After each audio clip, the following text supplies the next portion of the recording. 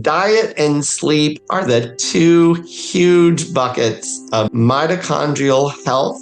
So if somebody is not sleeping well, their body will not heal. If you truly have the goal of healing, if you really want to get better, if you really want to put these symptoms into full and complete remission and allow your body to heal, there are no ifs, ands, or buts.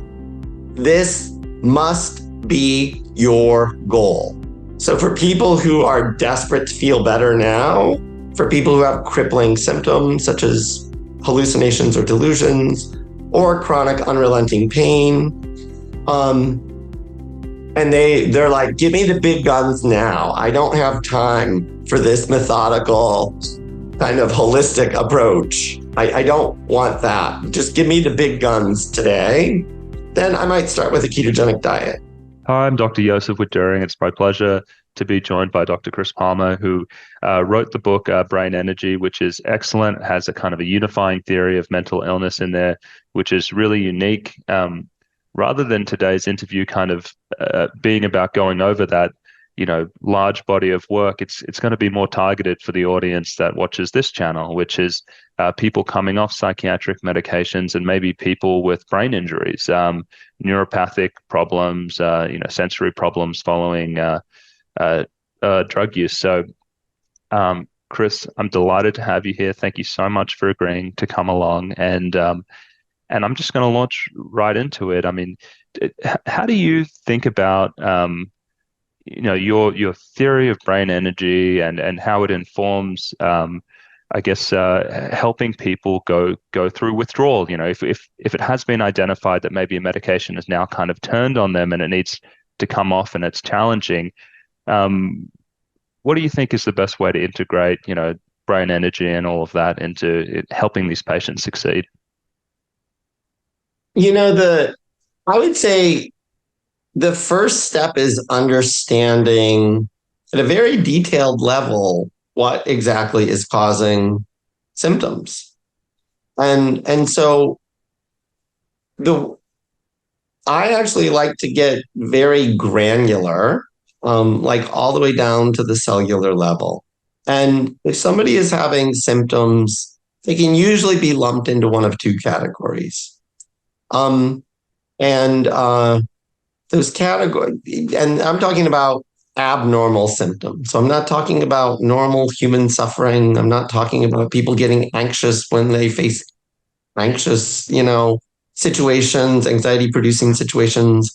I'm not talking about people experiencing depression when they just lost a loved one. All of those are normal human responses, and I'm not talking about those.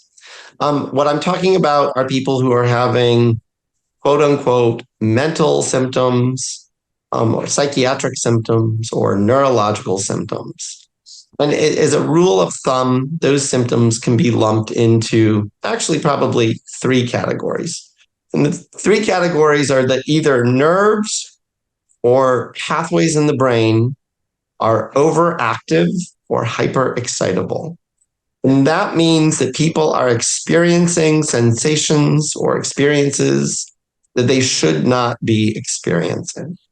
So a couple of easy examples. Somebody who is sitting in the comfort of their home, not thinking anything stressful or anxiety producing, but out of the blue has anxiety or a panic attack for no reason. That would be a hyperexcitable anxiety pathway or anxiety cell. Another category are underactive brain functions. So this is when people should be able to do something, but they can't. So you should be able to remember something, but you can't. You should be able to sit still and pay attention for 5 minutes, but you can't. You should be able to whatever. And then the third category are absent brain functions. So, and this typically occurs in people who have neurodevelopmental or neurodegenerative disorders. And this is when people are unable to do things in a permanent, fixed way that they should be able to do. So, for example, some people on the autism spectrum might have trouble interpreting social cues. That doesn't wax and wane day to day. They don't have good days and bad days for social cue interpretation. It is a permanent fixed trait. It is who they are. It is how their brain is hardwired. Likewise, people with Alzheimer's disease or other neurodegenerative diseases can have permanent deficits in function. So that latter category, these permanent deficits, are going to be very difficult, if not impossible, to change because they represent either brain cells or networks that have died in neurodegenerative disorders, or they represent brain cells or networks that never developed, quote unquote, in a normal way, and they represent neurodevelopmental abnormalities. And unfortunately, right now, based on everything I know, I don't think we can undo that today. Someday, maybe with stem cell therapies or other regenerative processes, maybe we'll be able to do something. So I want to focus back on those other two categories. Overactive brain cells or underactive brain cells. I actually believe we can do a tremendous amount for those things. But again, the first step is understanding biology of what would drive a brain cell to be overactive or what would drive a brain cell to be underactive. Interestingly, it's similar things. And at the end of the day, I'm arguing that we need to understand metabolism in mitochondria in order to answer that question. And if people do a deep dive into the science of metabolism in mitochondria, we can understand all of the different factors that can play a role. And they include things like diet, exercise, stress, sleep, inflammation, hormones, all sorts of things, vitamin and nutrient deficiencies, all sorts of things that can play a role. If people understand this big picture, they can actually systematically go through different interventions and try to create a path to healing. And if I can ask, so most of the withdrawal states, either the acute ones and also the protracted ones, which tend to behave more like, just a chronically excitable neurologic system with neuropathic pain and such. I mean, these sound like hyper-excitable states. And so if someone like that kind of walked into your office, tell us, I think you kind of touched about it, kind of walk us through, the type of things that you might suggest to someone who has this very hyper-excitable state. Then let's take medications out of the equation. Maybe they're not on Adderall or Wellbutrin or other drugs, which may be also excitable in some degree, but they've come off the drug and they're still in this really excitable state. How do you how do you treat them clinically? What are the low hanging fruits? Like what's your kind of process in helping them kind of bring that level of excitability down? I think the first step is to identify factors that we can identify, and it's not complicated voodoo science. I'll walk you through some of the things but I just want to walk you through this process. I'm going to outline 3 steps. Step 1, identify all of the factors that are likely contributing to poor metabolic health in those cells. Step 2, address those. That means try to reduce those, mitigate them as much as possible. It's not always possible. Nobody's perfect. Nobody is in utopia, living the high life, being pampered in every way possible. But we're going to try to mitigate them as much as possible. For some people, at least, that may be enough to result in healing. If it's not, then the third strategy or the third phase is to then employ treatments that we know that can improve mitochondrial health in cells. Because if we can improve mitochondrial health in cells, we might be able to restore the normal function of those hyperexcitable cells. And so I'll walk you through just kind of a broad outline of. So step one, what are some of the factors that can interfere with mitochondrial function or metabolic health? I'm going to look at diet. We're going to look for a quote unquote generic healthy diet. What does that mean? It means a diet that is composed primarily of real whole foods, does not have high glycemic index. You're not going to be consuming many added sugars or artificial sweeteners. We're going to try to eliminate as many chemicals, processed ingredients, additives, all of those things as possible. So again, it's not rocket science, not magic. It's just real whole foods as much as possible. The second thing I'm going to look at is sleep. Diet and sleep are the two huge buckets of activity. So if somebody is not sleeping well, their body will not heal, period. End of story. And a lot of the people that I see are not sleeping well. Sleeping well means sleeping through the night for at least 7 to 8 hours, waking up and feeling rested. And that means sleeping without the use of any substance. So no sleeping pills, no over-the-counter sleeping pills, no marijuana, no alcohol, no substances. You can sleep on your own for 7 to 8 hours. Now, I can already hear the patients or the clients, the people that you're talking about, I can already hear them yelling at me. But Dr. Palmer, I have pain. Don't tell me that I'm supposed to be able to sleep for 7 to 8 hours in excruciating pain all night without my marijuana or without my pain pills or without my sleeping pills or without whatever. Don't tell me that. I was going to say the same thing. I was going to say, if you figured out how to do that, we need to spend all this time talking about that, because that has evaded me. So tell me, how do you get people to sleep? Especially, So here's the deal. It is possible. What I'm telling you, what I tell patients now, if you truly have the goal of healing, if you really want to get better, if you really want to put these symptoms into full and complete remission and allow your body to heal, there is no ambiguity. There are no ifs, ands, or buts.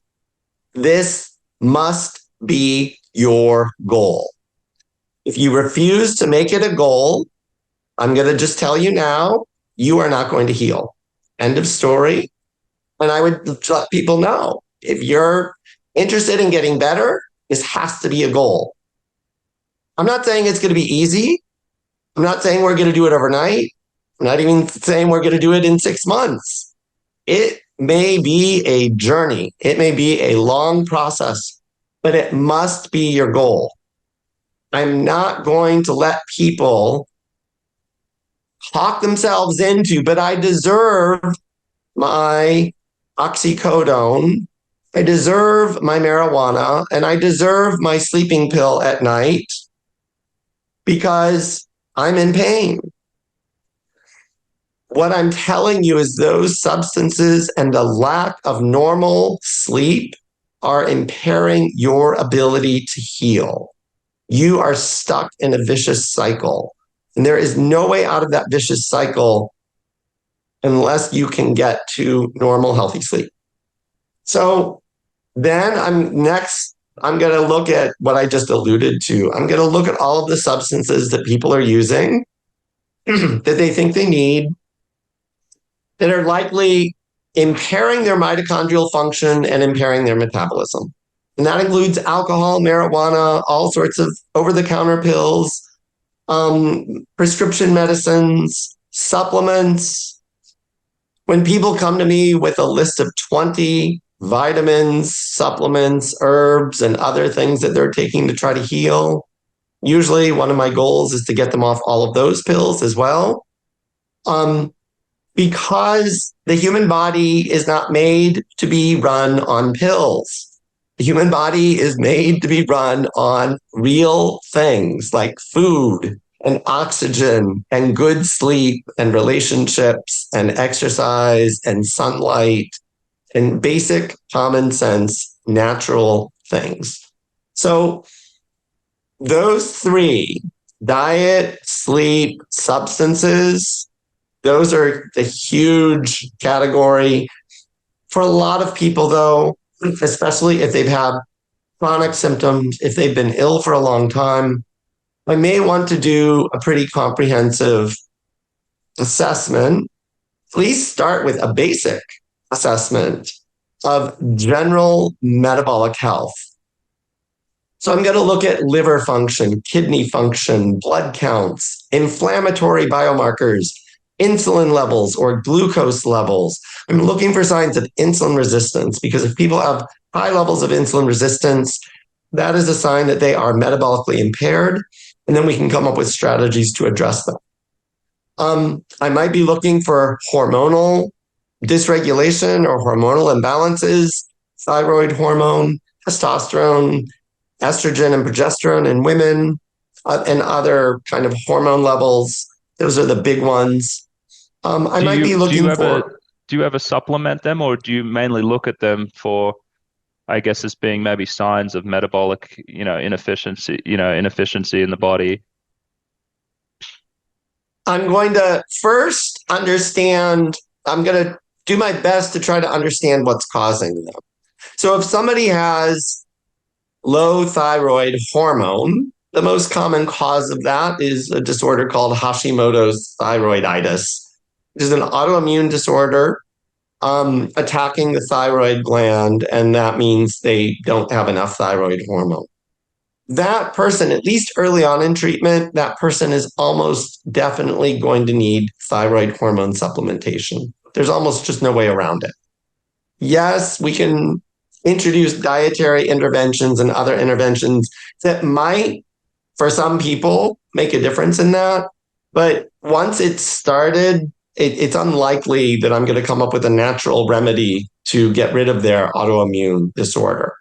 And again, I know there are professionals who talk about getting rid of autoimmune disorders using diet and supplements and other things.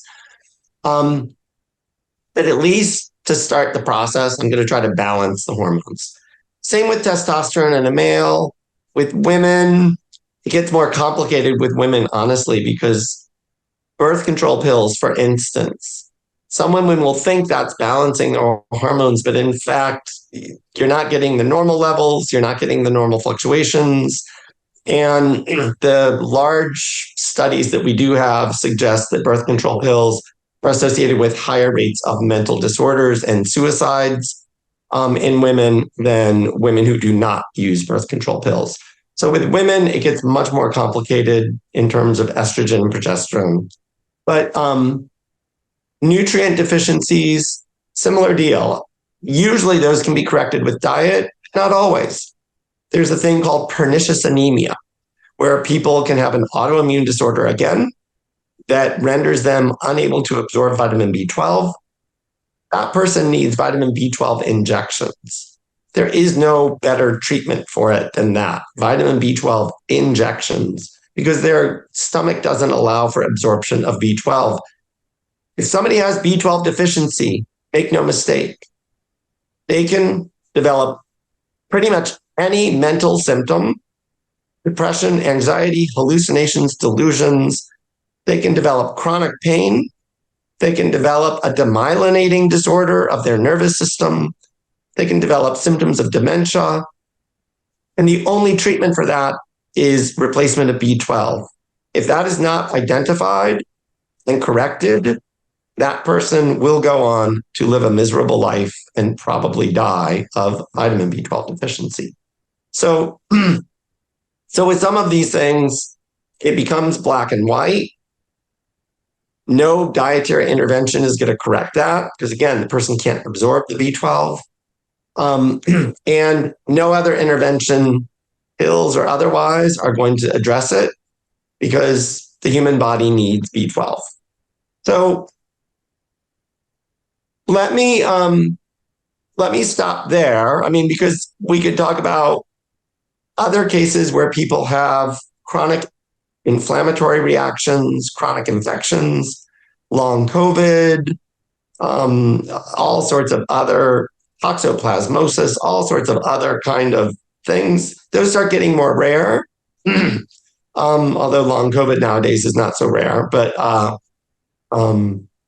Sure. let me Yeah. stop there. Yeah, Can let me kind of jump in. I love the framework, in terms of how you broke it down and at least how you approach each case. So going back to sleep, just want to touch on this one. So, especially for people coming off benzodiazepines, God,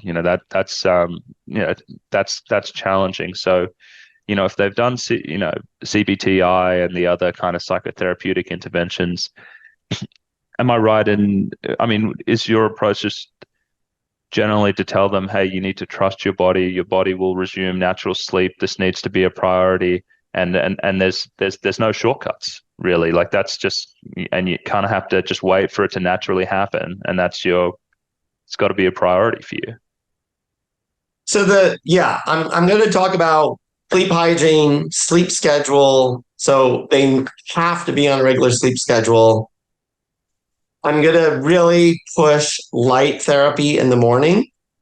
So if you live in a location where you can go outside and get bright sunlight every morning, that is great. And if that fits into your schedule and routine, even better. However, if that's not realistic, I happen to live in Boston, so it's not realistic in the winter. So if you're like me and you live in a place where we have blizzards and freezing cold and it's not even light out when you wake up, then you might. I'm going to encourage those people to invest in a light box, a 10,000 lux therapeutic light box, and start using it every morning. That will help train their circadian rhythm. That will increase the probability that their sleep will eventually normalize. But again, it really depends on who I'm working with. If they really are drinking alcohol and using marijuana and using sleeping pills, we've got a many months process already. It's going to be hard to get them off all of those substances. If I take them off all quickly, their sleep is going to be a disaster. I already know that. They probably know that. So we need to slowly but surely wean them off in a safe, tolerable way. And then if we really get there, a lot of people will say, oh, I've tried that sleep hygiene thing. Well, here's the deal. The ultimate sleep hygiene thing, or CBTI, is sleep restriction. The majority of human beings have not tried sleep restriction. And when I describe sleep restriction to them, they're like, there's no way in hell I'm going to do that. So, but that is the nuclear option, if needed, to get your sleep under better control. And what sleep restriction is you're going to calculate how many hours, how many pathetic, tiny hours you think of sleep you're getting every night. And then you are going to brutally limit your access to bed for only that many hours per night on a regular basis. So if you tell me after logging your sleep that you're only sleeping for 2 hours a night, then we are going to work on a plan where you only get 2 hours in bed every night. And otherwise, you need to be out of that bed. And we're going to train your body to sleep for that 2 hours while it's in bed. And then we're going to work up to 2.5 hours, and then 3 hours, and then 4 hours, and then 6 hours, and then 8 hours. And the reality is the human body is desperately craving sleep. It is a normal, hardwired physiological drive. There is no denying it. It's like breathing. Nobody has to think about breathing. It will happen whether you think about it or not. because otherwise you'll die. And a similar thing is happening with sleep. The problem is that humans, modern humans in particular, do everything in our power to sabotage our sleep. And so there are a lot of other things to sleep hygiene. You can't have cell phones in your bed. You need to unplug. You need to limit your caffeine use. You need to do all sorts of other things. So I'm not going to take the time to go through all of those things. But if somebody implements all of these steps and they're really not getting better, then we do sleep restriction, their sleep will in fact get better. It just will, because your body won't have an option. It will have to sleep for the amount of time that you are allowed to be in bed. Now, most people don't want to do that. Painful. It is horrible. It's painful, brutal. But if somebody's coming to me saying, I have permanent neurological damage, then I'm going to ask them, how badly do you want to get better? Mm-hmm. If you really want to get better, we have to get you sleeping without substances for at least 7 or 8 hours every night, because you don't have a chance of healing your nervous system if you're not sleeping. Well said. So, a couple, there's so many things I want to ask you about. So now I'm going to kind of prioritize it. Before I read your book and before I kind of talk to you, people think of you as like a keto doctor, try keto for, mental health. But, you talk about, this very balanced kind of whole food diet. And so, what are the situations where you do advocate for a more keto style diet with, measuring ketones and those types of things? What are the conditions where you would go for something that's not this more kind of whole food diet and then, something more keto? Ketogenic diet, in my mind, is in that third bucket that I described. So if we identify all of the problems and we address all of the problems to the best of our ability, and the person is still having symptoms, then I want to use a ketogenic diet. Sometimes I'll jump to a ketogenic diet way before. So for people who are desperate to feel better now, for people who have crippling symptoms such as hallucinations or delusions, or chronic unrelenting pain. And they're like, give me the big guns now. I don't have time for this methodical kind of holistic approach. I don't want that. Just give me the big guns today. Then I might start with a ketogenic diet. So then the reason is, so why would a ketogenic diet work? So big thing is, although a lot of people know the keto diet as a fad diet, some people know it as a dangerous diet. The American Heart Association does not like this diet. So you may have heard it's a fad, dangerous diet. Don't do keto. The reality is that is all propaganda from organizations that do not like the ketogenic diet.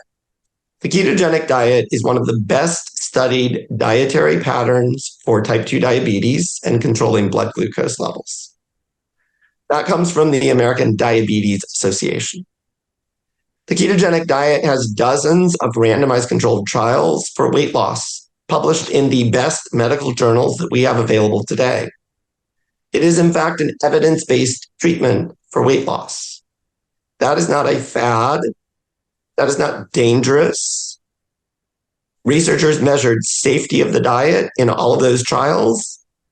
And across the board, the diet was just as safe, if not safer, than comparison diets. So the ketogenic diet is an evidence-based treatment for weight loss, type 2 diabetes.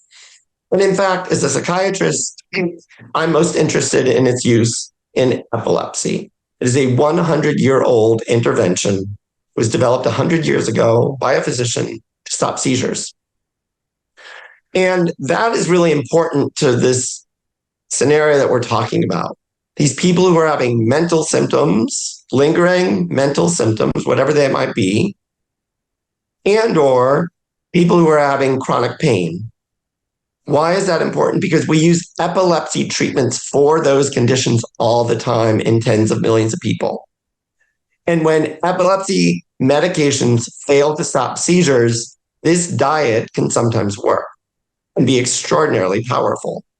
And so we have a lot of rigorous science to tell us that this diet can heal the brain and or reduce symptoms of brain dysfunction in thousands of people who participated in controlled trials. So we know that this diet does a wide variety of things to reduce hyperexcitability of neurons and improve the function of underactive neurons. And so there's lots of reasons, and we can get into the science if you really want to, but I'll stop there. No, I want to go with the practicality because, in preparing for this, I watched a number of presentations that you've done and, people, I think one of them, they talk about what people think the ketogenic diet is and then what it really is. And then there was like an image of like a plate that had like 2 syringes of oil on it or something like that. So I want to talk about like the levels of the ketogenic diet and like how in your clinical practice, like when you decide to bring out the big guns, for someone, like are they syringing like oil into their mouth? Are they going full keto, like full intense, like we're going to measure like ketones in your urine and things like that? I'd like to hear a little bit about that. Yeah, so picture is there are numerous versions of the ketogenic diet. So a lot of people think of the ketogenic diet as like steak and bacon, and that's all you eat. And some people, that is what they're doing, and that is ketogenic for them. But the ketogenic diet can be a vegan ketogenic diet. It can be a vegetarian ketogenic.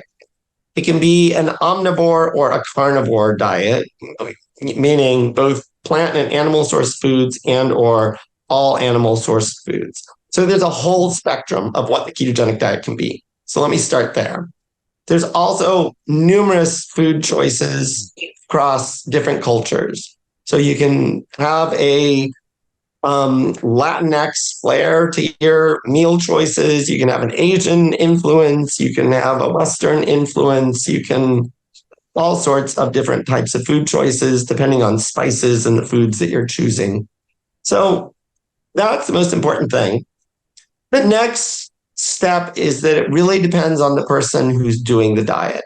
So usually when my goal is ketosis, and if it's somebody who has a serious mental disorder or neurological disorder, I am looking for high levels of ketones in the blood. If they can afford a blood ketone monitor, I encourage them to get one. And I'm looking for ketones greater than 1.5 millimole per deciliter.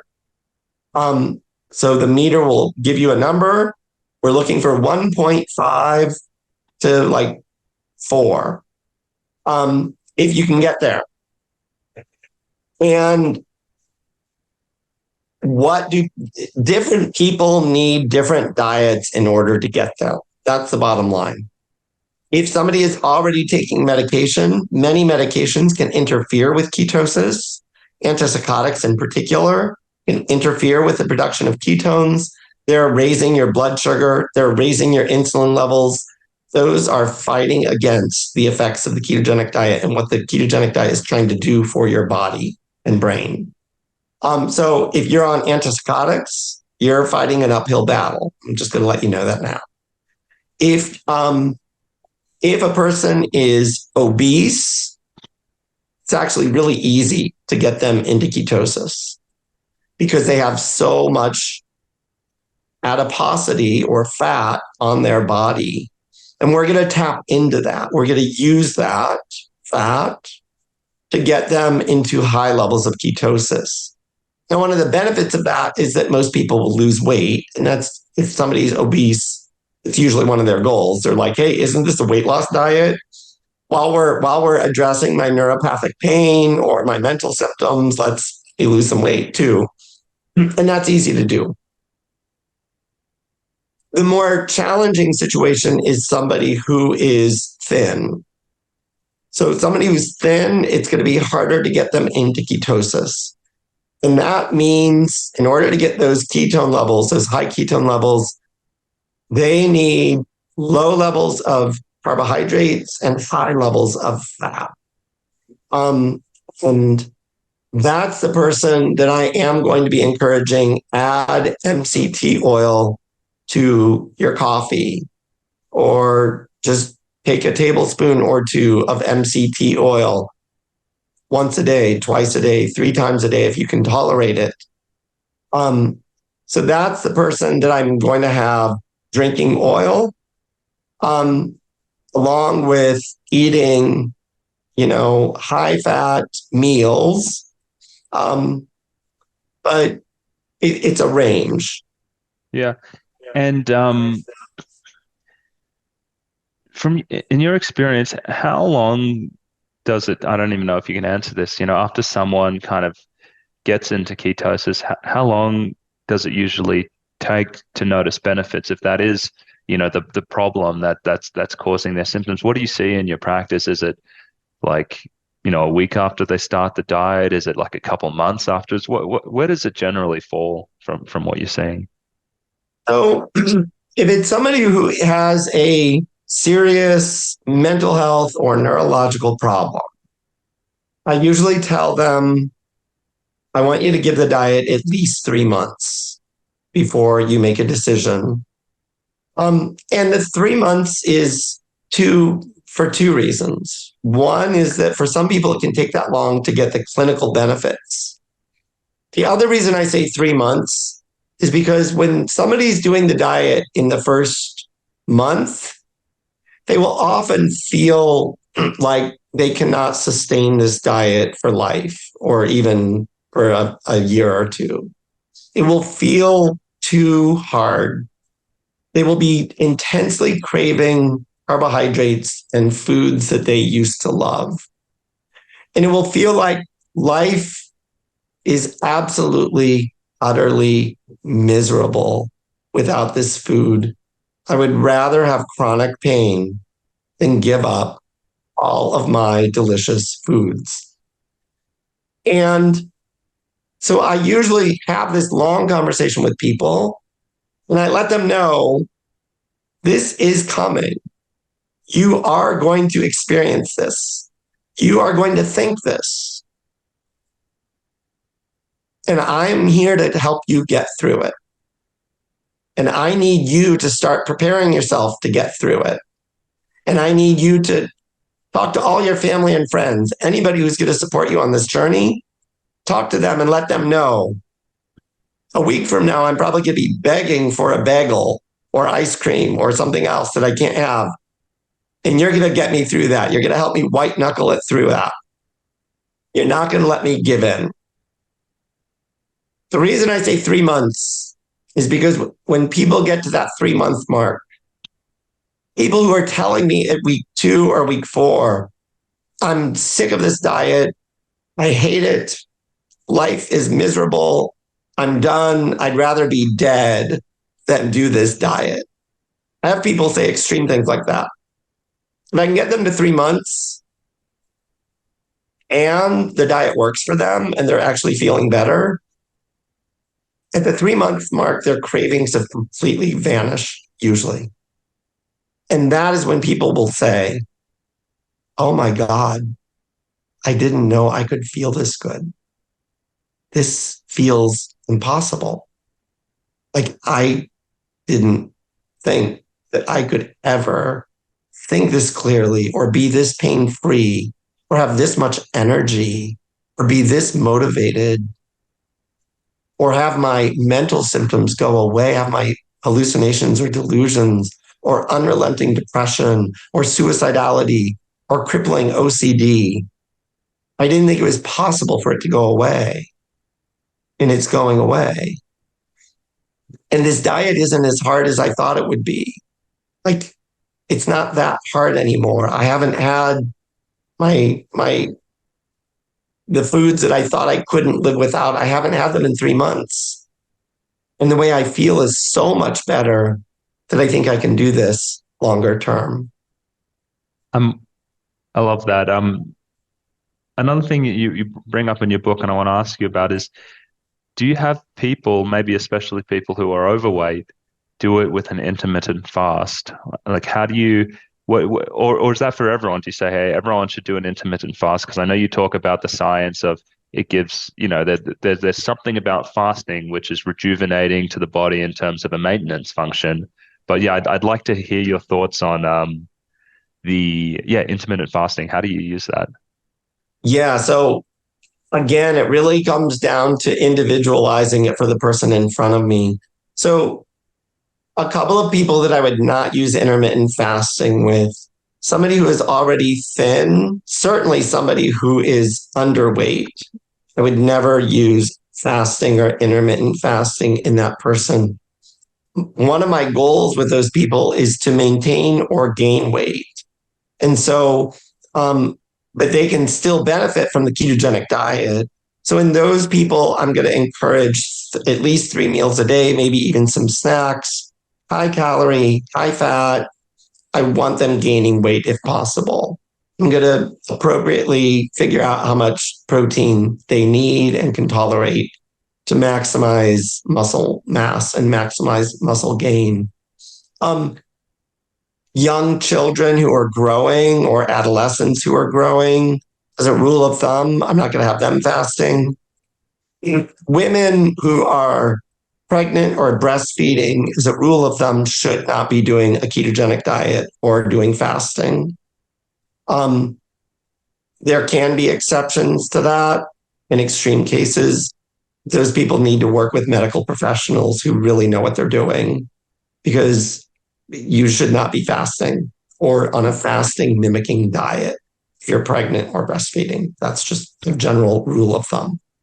So those groups of people, but the majority of human beings on the planet now are overweight or obese. So with those people, I'm absolutely positively going to use fasting and intermittent fasting if possible. Mm-hmm. The rule of thumb that I give is eat when you're hungry. Early on, they're going to be eating a lot. So I'm going to let them eat as much as they want, like ketogenic foods. So I'm going to encourage them in the first several weeks, usually eat a lot. Once they get into ketosis, their appetite will usually plummet. That's when we might be able to use fasting and intermittent fasting. And what I'll tell them is, I don't want you to eat if you're not hungry. So especially if weight loss is one of our goals. So if they wake up in the morning and they're like, I'm not hungry at all, I'm going to say, don't eat then. I don't want you to have breakfast. I don't want you to have anything. Just skip a meal, and that's called intermittent fasting. And great. And then eat when you're hungry. If that's lunch or dinner, then go ahead and eat. And we do that. That's a way to increase ketones faster. It's a way to accelerate weight loss. So we get all sorts of benefits. I'm going to be mindful of our time because I know we've got a wrap soon, but I want to just say, doing these kind of diets can be really challenging. Do you have a recommended resource or like maybe an online distributor who your patients use? Maybe if they have a national reach or at least local reaches, any groups where they could ship the food to their door, make it as painless as possible for the patients? The best resources I'm going to give are the charliefoundation.org, Matthew's Friends, which is based out of the UK. Those are two organizations focused on the medical versions of the ketogenic diet for brain and neurological disorders. So I am a physician using this for serious treatment of serious brain and neurological conditions.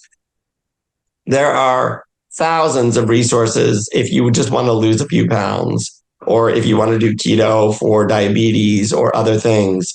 And people need different versions of the diet. But I'm going to refer people, I'm going to assume your audience is really interested in using this for brain problems or brain symptoms. or nerve symptoms.